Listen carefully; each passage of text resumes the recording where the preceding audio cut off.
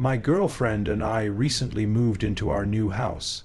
It's honestly the home we've been dreaming of, the perfect fit for us. We have a cat named Bella whom we rescued together, so everything felt perfect when we first moved in. The only downside at first was the house to our right. It looked abandoned as the owner had started renovating it, but never finished. The layout of the houses is such that on our right, there's a space for the entrance to our back garden, and next to that is the abandoned house's entrance to its back garden. There's no fence separating the two as the owner removed it to install a new one, but never completed the job, leaving both back gardens with open access. Behind the abandoned house is another property separated by a fence. From what we could see, several young men lived there. Occasionally, when we returned home, we'd see them cutting through the neighbor's back garden to reach the front of the street. We didn't think much of it at first. Maybe they knew the owner and had permission. Fast forward to our first night in the new house. We were sitting in the back garden enjoying the space and looked up at the houses behind us just out of curiosity. That's when we noticed a man staring blankly at us from a window. He wasn't hiding it. He made it very obvious. There was no expression on his face, and the room was dark, which made the whole thing even more unsettling. We assumed he was just curious about his new neighbors, but after half an hour of that blank stare, we decided to go inside. The next few days were normal. I went to work, and my fiancée continued unpacking. One night, we decided to sit in the garden again. It was dark, but we enjoyed looking at the stars and having deep conversations until we heard the makeshift wooden board fence being moved. 3 men appeared standing there staring at us. "Are you okay?" I asked, knowing they wouldn't leave unless I said something. The youngest-looking one, around 29, was holding a big bag, and we had no idea what was inside. He offered us some stolen washing-up tablets, which we declined. I made a joke about it because the situation felt so awkward. He smiled and said, "Okay," and then they left. What struck me was how they just let themselves into our garden without saying anything, like as if they had every right to be there. We went back inside thinking it was a one-off, but it all started getting worse from there. They began helping themselves into our garden more often and acting in ways that were clearly meant to intimidate us. They would get into the next door house by lifting up the fence that separated the back gardens and walking through. I forgot to mention, my girlfriend and I are both 20 years old, so of course the idea that they might be trying to intimidate us as 2 young women was the first thing that crossed our minds. One day, while I was cleaning the front room, 2 police officers came around the side of our house and entered the abandoned garden. They lifted up the fence and looked around for a few minutes before leaving without saying anything. I thought it was strange, but continued with my day, assuming maybe the people next door were trouble. A few days later, the police knocked on our door. They explained that the house behind us was now vacant. The men had been kicked out for antisocial behavior. Apparently, not just towards us, but with other neighbors too. Honestly, we were relieved. Even though they hadn't physically done anything yet, it meant they wouldn't get the chance to escalate things. We continued settling into the house, but one day while I was in the bath, I heard a loud bang outside. I quickly got dressed and ran to find my girlfriend. I found her recording something from our spare bedroom window, which faces the garden of the now empty house. I asked what was going on, but she shushed me. After a moment, she explained. A man we had never seen before pointed up at our bedroom window, and when she noticed him, he sprinted full speed toward our house. He tried our door handle on the way past, then ran back into the garden, threw the broken fence up, and started banging on all the windows of the empty house. We called the police immediately. They came, watched the video, took a statement, and left. We were shaken. Why would they try our door handle and then break into that house? What was he planning? A few nights later, while we were in bed, we heard whistling, the kind of whistle men used to harass women. It was 2:16 a.m. We listened quietly and then heard someone tapping on our window. Terrified, we checked the cameras. But for some reason, they didn't record anything.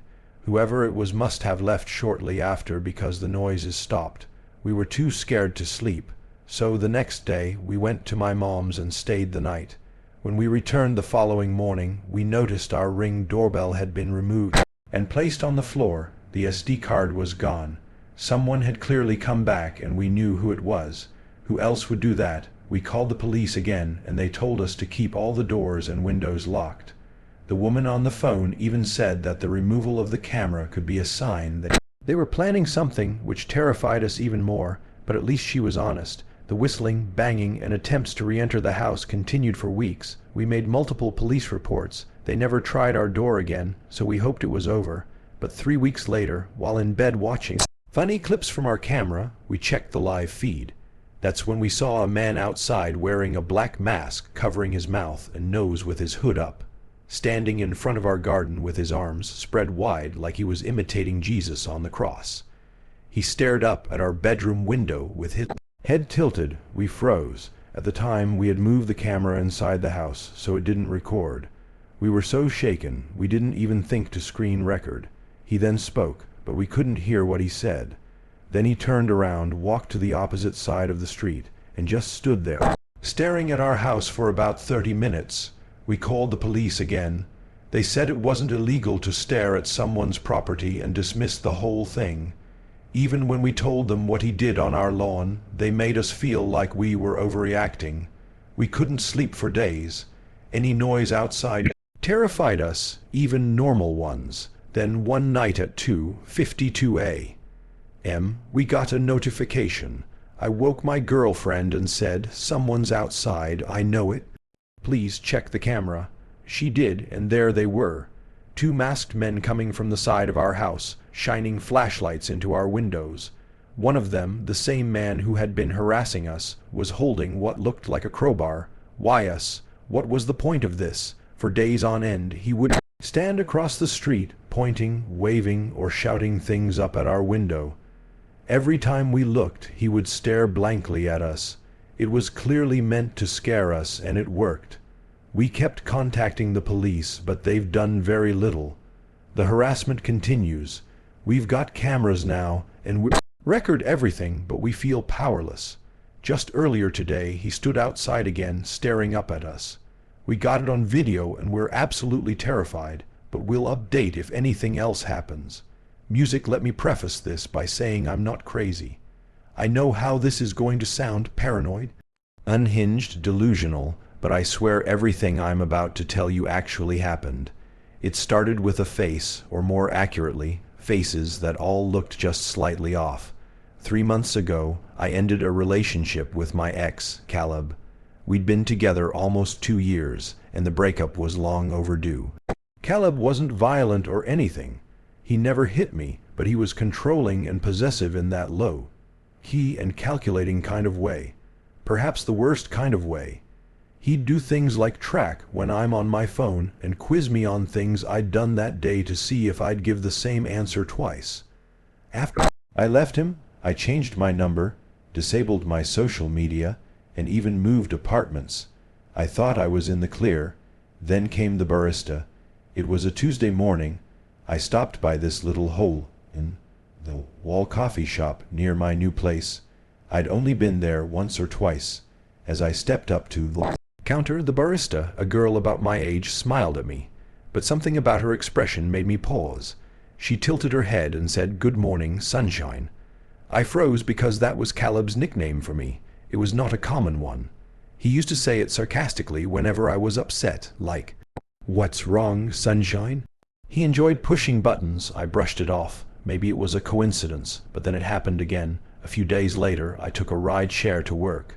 A different driver than usual, older guy, maybe in his 50s. He kept glancing in the rearview mirror like he was trying to recognize me, and then he asked me if I ever figured out what I was running from. He said it as casual as could be. I simply responded, "What?"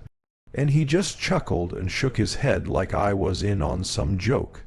Caleb said that to me once after I told him I needed time to figure myself out. He leaned in dead serious and asked, "Ever figure out what you're running from?" Now 2 strangers have repeated things he said word for word. It kept happening. A woman at the grocery store bumped into me and whispered, "You don't get to just disappear." a guy on the street said, "Still wearing your hair like that." As he passed, another one, someone who worked in my building, said, "You always like this song," while humming the exact tune Caleb used to play when we argued. It wasn't their faces that freaked me out. It was the way they looked at me, like they knew me, or at least thought they did. They all had different faces, but their eyes all had the same expressions. I started thinking I was going crazy. I mean, what else could explain it? So I did something I wasn't proud of. I contacted Caleb, not directly. I sent a message to his sister. I told her to tell him to stop. I figured maybe he hired a private investigator. Maybe he was stalking me, or pulling strings, telling people things about me. I just wanted it to stop. She texted back the next day saying, "I don't know what you're talking about. Caleb's in rehab. He's been there for 6 weeks with no phone." I didn't believe her. I thought she was covering for him. That is until I saw a picture she posted of him on Facebook a week later, looking pale and sunken in, holding one of those one-day sober chips. So it couldn't be Caleb, or at least not directly. I couldn't shake the feeling that these strangers knew things they shouldn't, though. One night I stayed late at work. I didn't want to go home because my apartment didn't feel safe anymore. Not that anything bad happened inside of it. I just didn't like being alone. Around 10 p.m. I finally called it a night. I walked the 10 minutes to my place, keeping my head down, headphones in, but no music playing. Something I learned to do so I could still hear if someone was following me. When I turned the corner onto my block, I saw someone sitting on the stoop of the building across from mine. A young man with his hoodie up but his head down. I almost ignored him until he spoke. He said, "Cold out tonight, huh, sunshine?" I stopped walking. He didn't look at me. He just stared at the sidewalk like he was reading something on it. I slowly walked past and didn't say a word. When I reached my building, I went upstairs and locked every bolt on the door. I sat on the couch for hours just listening to nothing. Eventually I fell asleep. The next morning I woke up to find my dorm had flipped over. That might not sound like a big deal, but I live alone and the door to my unit is on the top floor. You don't just accidentally walk by my place. The underside of my mat had something scribbled in pen. It said, "You can change your face too if you want, but I'll still recognize you." I didn't know what it meant, but I still threw up. That day, I booked a hotel for the weekend. I left my apartment without packing anything. I didn't feel safe even grabbing clothes. I just needed to be somewhere crowded. Hotel clerk gave me a room on the 4th floor. It was small, quiet, and kind of stuffy, but it felt safe. But only until around 2:00 a.m. when someone knocked on my door. There were 3 slow knocks. I sat up in bed and waited. They knocked again eventually. I peeked through the peephole and it was a woman maybe in her 40s. Her face was totally blank and expressionless. She was just staring straight at the door. She didn't say anything, so I didn't make a sound, and eventually she left. It was one of the most disturbing things I'd ever seen. The next morning I asked the front desk if someone had come by to my room. They said no one should have been up there, especially that late. All the rooms on my floor were vacant. That's when it clicked. These weren't random people. They were being sent and fed my details. They were given phrases Caleb used. But if it weren't Caleb, who would do it and why? I thought about Caleb in rehab, about his obsession with control and making sure I was never fully gone. He didn't need to be the one knocking. He just needed to send others to do it. So I started digging, and there was one conversation I remembered from months before the breakup. Caleb talking about a forum he was on, a place where people shared tactics. He made it sound like it was for productivity or self-improvement. I don't remember the name of it. Honestly, I don't think he ever gave me the name, but in retrospect, it sounded like some creepy cultish role. Crap, except it's happening to me for real. Someone, probably Caleb, had hired people to say his words and mimic his patterns so that even if he was out of my life technically, I'd still be constantly reminded of him. It wasn't stalking in the traditional sense. It was psychological graffiti, like he was spraying himself onto strangers so I could never be sure who I was looking at. I don't think it's about watching me, but rather about making sure I never stopped watching for him. I moved again and disappeared off social media again. I even dyed my hair. I told friends not to tell anyone where I was. It worked until last week. I was walking home from the bookstore and a woman passed me on the street and said, still hiding behind books, sunshine. She didn't stop walking even just to look at me. I don't think this will ever stop. Maybe he paid some crazy underground service to do this to me for a year. Who knows, maybe he made it public. Maybe this is some sick underground game now. Who can scare sunshine the best, who can get the closest without touching. I can't trust anyone's face anymore. The constant paranoia is truly eating away at my mental health. Music My Family is a group of homebodies that don't travel, so everyone was surprised when my aunt proposed a trip to one of Michigan's Great Lakes. We agreed, wanting to create new memories together. My cousin booked a spacious Airbnb that could somehow accommodate all 18 of us, which felt like a miracle. Considering the price, the house sat right on the beach with gorgeous lake views that stretched for miles, almost like an ocean. Most of us claimed rooms in the main house, but because of our large group, some of us were placed in a second building directly behind it, a two-story garage with bedrooms upstairs. My 3 cousins and I were assigned to sleep there. At first, we didn't think much of it. We spent most of the first day enjoying the hot tub, relaxing on the beach, and soaking in the scenery. It wasn't until night that we entered the garage for real. The space was outdated and neglected, with carpeted bathrooms that smelled like mold, stained bed linens, and a poorly secured latch on the door. Clearly, the cleaners focused on the main home and ignored the garage. My cousins were grossed out and refused to sleep on the beds unless we washed the sheets, so I suggested we do laundry. The machines were small, so we could only do 1 set of bed sheets at a time, and it was obvious we'd be up late. We passed time upstairs, waiting for the first load. My cousin Maria complained about how we got stuck with the worst place, and as she spoke, I started to feel uneasy, like something bad was coming. I've had this feeling before, a rare kind of intuition that usually ends in a nightmare or something worse. I told my cousins to stay alert, and they listened, especially since we'd all experienced a break-in before when we lived in Detroit. Around midnight, the bell rang from the first floor, signaling the wash was done. I went downstairs alone, swapped the load into the dryer, and brought up the clean-smelling sheets. When my cousins saw how clean they were, they wanted their bedding washed too. So I kept going up and down between cycles doing everyone's sheets. At around 7 a.m., we were finally done. We made the beds and we're too tired to stay up any longer. My cousin Nikki insisted we leave the light on, and while they all fell asleep quickly, I stayed up doing some schoolwork on my phone. I'm a light sleeper, something that stuck with me since the break-in, and I remained hyper-aware of my surroundings even while half asleep. Then, around 3:00 a.m., a loud bang hit the garage door like someone had thrown their body against it. I sat up, startled, but my cousins didn't move. I tried telling myself it was just wind, though the noise was too heavy for that. Still, I stayed quiet and tried to sleep. But then it happened again. Same deafening crash, this time shaking the garage door. The building trembled from the impact. I was fully awake now, watching the lamp-lit room as my cousins continued to sleep. No animal or gust of wind could cause that. 20 minutes later, the third boom hit. The garage shook again, and finally 2 of my cousins bolted upright. I asked if they heard that, already knowing the answer.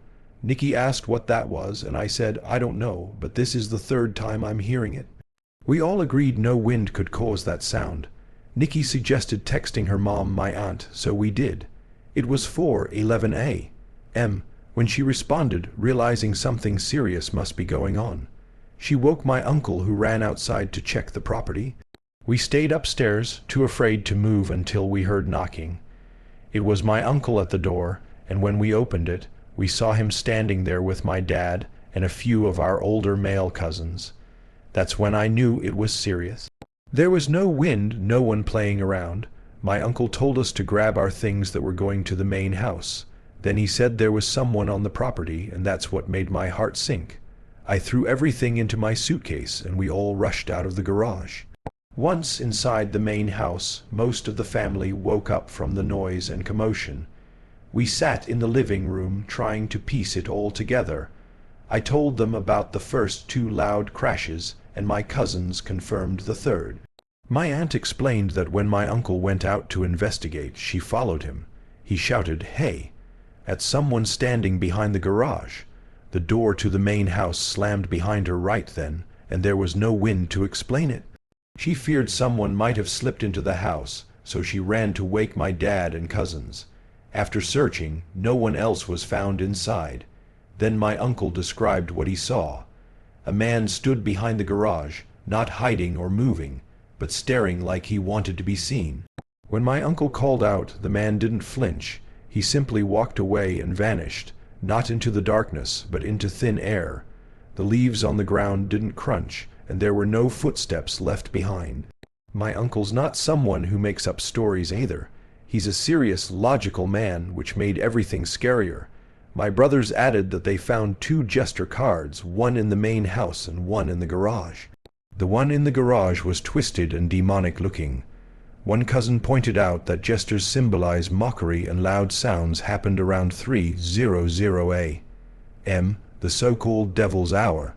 It was as if we were being taunted. My uncle had even checked for footprints, but saw only his and my cousin's, not the man's. Another cousin drove down the road during the incident to try and spot someone fleeing, but found no one. That day, no one returned to the garage. We squeezed into the main house, on floors, couches, anywhere there was room. My mom gave up her bed so we could sleep more comfortably. On the second night, she slept on a couch by the large windows and woke around 4:00 a.m. to footsteps on the porch. She didn't dare open her eyes. She was afraid of seeing someone looking in. Then she heard someone trying the basement door. It had a weak lock, and my brothers and male cousins were sleeping down there. The door rattled as someone tried to break in.